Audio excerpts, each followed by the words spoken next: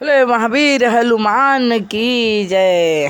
बेदी बनल बा कुनाल के, अब झंडा उड़ेला हनुमान के।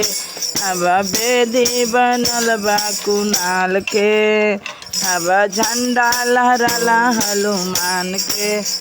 यही झंडवा में बड़ा बड़ा गुण बा, यही झंडवा में बड़ा बड़ा लंगड़ा के पैर दिलायो, बजरंग बाबा के झंडा लहरा लहरा लहरायो, बजरंग बाबा के झंडा।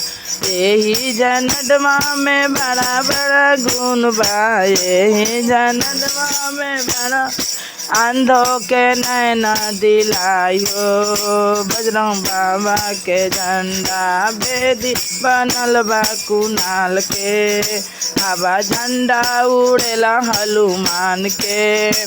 यही झंडवा में बड़ा बड़ा गुण बा, बालक के विद्या दिलायो, बजरंग बाबा के झंडा।